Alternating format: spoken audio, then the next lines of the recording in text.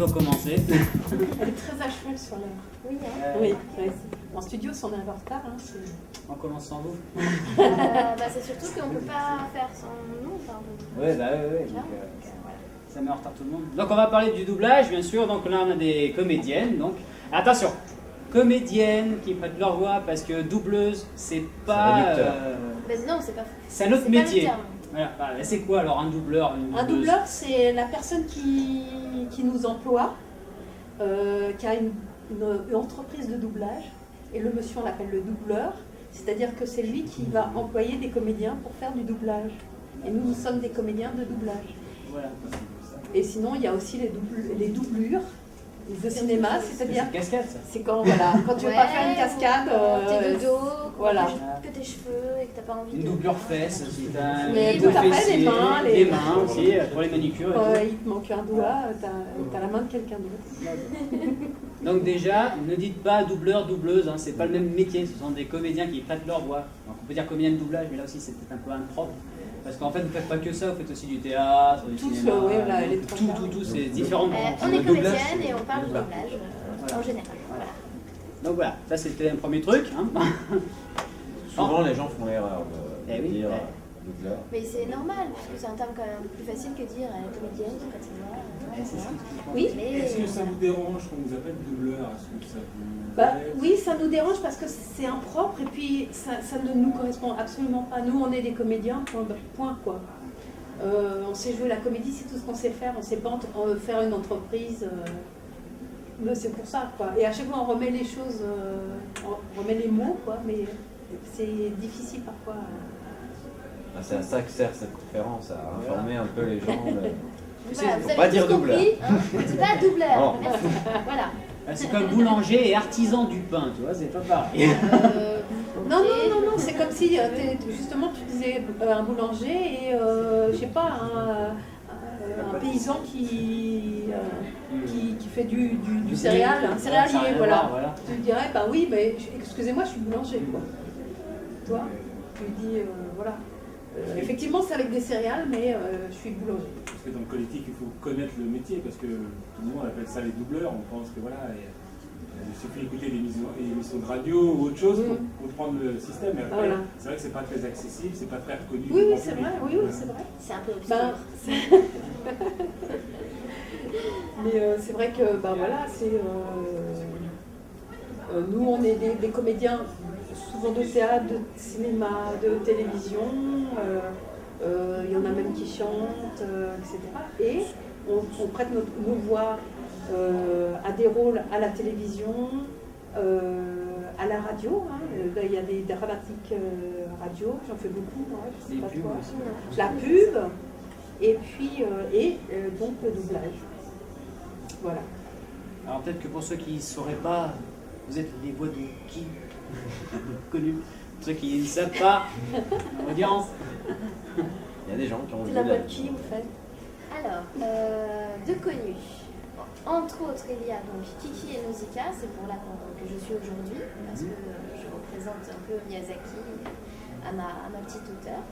Et sinon, en truc connu, j'ai actuellement une comédienne qui s'appelle Vanessa Hudgens, que je suis dans tout ce qu'elle fait, qui a fait entre autres les High School Musical de Disney. Et qui fait aussi les pubs pour Neutrogena. On ne doit pas jouer. Pardon? On ne doit pas jouer. Non. Ah mais il faut bien les doubler, ces gens-là.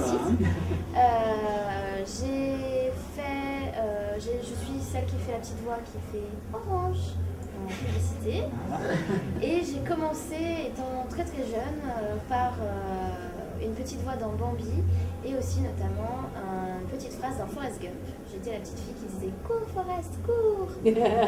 Phrase culte s'il en est. Voilà, pour dire un peu toutes les choses qui sont un peu connues. Voilà. Alors moi, je suis la voix de beaucoup de petits héros dans Dragon Ball. Pour Miyazaki, je suis Conan, le fils du futur. Pour les tout petits, je suis Oui, je suis Nicolas dans Bonne Nuit et Petit, je suis Booba, Super Nana. je suis Super Nana dans Super Nana. Je suis beaucoup de personnages, quoi. Ouais. Dans beaucoup de dessins animés. Et Yoko, les yaourts. Alors Yoko, voilà. Yoko, ils ont été malins chez Nestlé. Ils voulaient la voix de Son Goku, mais ils ne voulaient pas payer les droits. Alors ils ont dessiné un petit héros un petit peu à la Son Goku, avec des cheveux comme ça. Et puis ils m'ont demandé de faire la voix de Son Goku. Voilà. C'était malin. C'était malin et ça a bien marché. J'ai fait ça pendant presque 10 ans. J'ai vendu des yaourts, des plats. Est-ce qu'ils t'ont donné des yaourts gratos?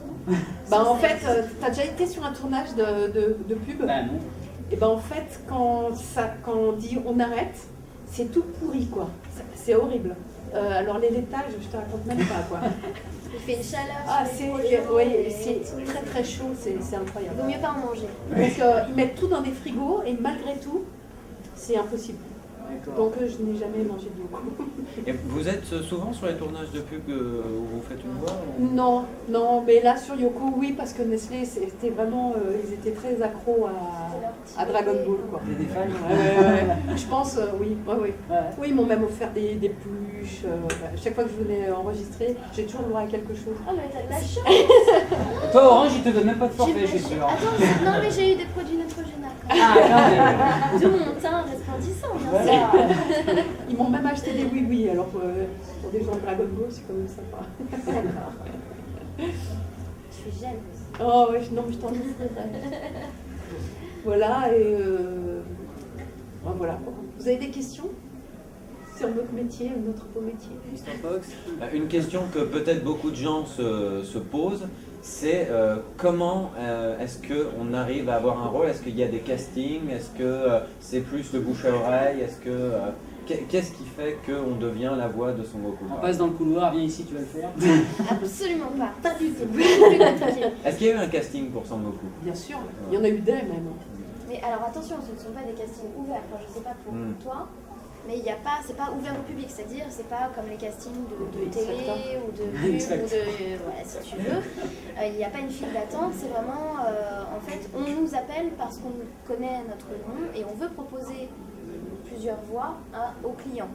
C'est quand le client demande, c'est-à-dire par exemple pour Miyazaki, on a fait une sélection sur 7 personnes qui ont été sélectionnées en France, puis 3 ont été sélectionnées pour le Japon, et c'est Miyazaki qui a finalement choisi la voix française parce qu'il s'y intéressait. Mais c'est vraiment pas ouvert au grand public, il faut déjà être comédien et il faut être déjà dans le milieu. Et pour entrer dans le milieu, je te laisse la parole. Alors pour entrer dans le milieu, il faut s'accrocher, c'est compliqué. Il faut d'abord être comédien, justement, se faire connaître, montrer ce qu'on sait faire. Donc pour ça, faut jouer au théâtre et inviter des gens qui pourraient éventuellement vous faire travailler ou vous écouter. Et puis de là, après on dit tiens, il y a Dragon Ball, ça irait bien à Brigitte. Alors je sais pas comment on arrive de Son Goku à moi, mais il y en a qui sont arrivés et ça l'a fait. Comment il y a une ressemblance. Bon, il faut savoir que j'ai même être déjà au théâtre, comme je ne suis pas très grande, c'est ça qu'on dit. J'ai beaucoup joué des enfants ou des trucs, je trouve des trucs bizarres au théâtre. Des gnomes. J'ai beaucoup joué avec des nains justement, etc. Et donc j'étais le plus grand des nains en général. Et quand même, il faut le dire. Et voilà, du coup, je pense qu'il y a eu un rapprochement. Et puis, quand je jouais au théâtre Un Petit Garçon, il se trouvait que j'avais la voix qui correspondait à un petit garçon. Donc, parfois, je me souviens qu'il y avait des gens, j'ai joué un petit garçon autiste dans une pièce. Et il y a des gens qui venaient me voir le petit garçon à la fin et qui me voyaient moi et qui étaient un peu horrifiés en disant « Mais vous avez grandi, comment vous avez fait Qu'est-ce qui s'est passé ?» C'est assez marrant, quoi. Parce que du coup, tu es branché sur le personnage et plus du tout, et sur sa voix, et plus du tout sur la personne qui est derrière. Ça, c'est génial, même quand tu la vois. Voilà, et comme ça, on nous propose, alors pour Nausicaa, on en a proposé 7, des fois, il en faut plus, des fois c'est des semaines et des semaines, des mois. Je me souviens, moi j'ai fait le premier Petit Nicolas, et pour le Petit Nicolas, je sais pas, il y a eu 6 mois de casting, où ils ont essayé des vrais enfants, des garçons, et puis finalement ça arrive à moi parce qu'ils ne trouvaient pas... C'est des extrêmement grandes phrases en fait, qui commencent en haut d'une page et qui finissent en bas. Et c'était pour la collection Gallimard, il fallait... Les livres lus. Ouais, les livres lus. Et les enfants n'y arrivaient pas parce qu'il fallait avoir une technique de jeu que ils n'avaient pas, qui était difficile. Donc du coup j'avais été sélectionnée, mais c'est assez rigolo. Et là c'est 6 mois d'essai. Hein. Ça arrive sur des dessins animés. Ça peut arriver qui cherchent complètement. Ah oui, tout à fait. Pas tout de suite, on te dit oui, on te dit non. Et puis finalement, voilà. Par contre, sur Dragon Ball, je pense qu'il n'y avait pas eu beaucoup de casting parce qu'ils traitaient ça plus par-dessus la jambe, ils en prenaient peut-être une... Pas vraiment, parce que quand même c'était les chaînes qui demandaient. Et les chaînes, elles sont assez regardantes. Et à l'époque, on ne faisait pas autant de casting qu'aujourd'hui. Aujourd'hui, des fois, sur un rôle principal comme Son Goku, par exemple, tu as 30 essais. Là, il y en a quand même eu certainement une dizaine, même un peu plus. Tu vois. Mais c'est vrai qu'aujourd'hui, ça devient lourd, les essais. Tu essayes pendant des fois des semaines, tu reviens, réessayer le même rôle. Complètement imposé voilà. À l'inverse. Ça dépend, les essais sont très fréquents, beaucoup plus qu'avant. Et la concurrence a été rude plus sur Oui Oui ou plus sur Dragon Ball? Ça, je me souviens plus. Mais on n'a pas trop d'infos. Hein. Ouais, c'est ça, tu sais pas qui est avec toi, qui a passé les essais, tu le sais après, parce que tu as des copains qui viennent te demander ah, je suis contente que ce soit toi, mais j'aurais bien voulu le faire. Tu vois. Bon, c'est vrai que pour Oui Oui, quand j'ai vu les essais, je me suis dit j'aimerais bien le faire parce que en fait moi j'ai appris à lire avec Oui Oui, tu vois. Donc c'est trop mignon quoi, ça me faisait vraiment plaisir. Et puis quand j'ai fait, j'étais contente. Des questions dans le public? Oui. Votre manière de travailler, parce qu'on parle des 8 heures par jour, les 35 heures par semaine, à l'époque, vous avez fait énormément d'épisodes pour les Dragon Ball Z, justement, les Dragon Ball. Comment ça se passe? Quand vous disiez que vous receviez 26 épisodes d'un coup et que vous les faisiez par paquet, vous faisiez des journées de combien d'heures? Est-ce que c'est compliqué? On fait tout d'un coup On compte pas les heures. Nous, on compte pas. On fait un travail qu'on aime, c'est artistique. Donc, on sait, toi, le matin, on se donne rendez-vous à 9h30 au studio.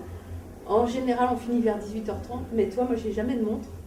J'arrive le matin à 9h30 et puis on fait Dragon Ball. Quand on est vraiment trop crevé vocalement, parce que Dragon Ball, je ne sais pas si vous vous souvenez, mais ça crie pas mal. Donc quand on est vraiment crevé vocalement, on fait une petite pause, etc. Mais effectivement, il faut être rentable malgré tout. Parce que derrière tout ça, il y a quand même de l'argent, il y a des gens qui payent. Mais voilà, si on finit à 22h parce qu'il faut finir l'épisode, qu'il faut le livrer demain, ça ne nous coûte pas. Tu vois, on n'a jamais... Ça peut arriver, ça peut arriver super tard. La dernière fois, j'ai terminé à 1h30 du matin. Voilà, ça peut arriver. Mais c'est un plaisir. Voilà, c'est... quand même de grosses journées de travail. Ouais. On a une chance inouïe hein, qu'il faut vraiment mesurer, c'est de faire un métier que tu aimes. Donc tu regardes pas la montre, puisque plus t'en fais, plus t'es heureux. Tu viens me dire, il y a un nouveau dessin animé, tu le fais. Oui, c'est ce soir, et après ce soir, après demain, dans la nuit, oui, je le fais. Bien sûr. Tu vois, puis si t'as plus cet enthousiasme-là, il faut arrêter. Il faut aller... travailler ailleurs. Ouais, planter des choux. Voilà.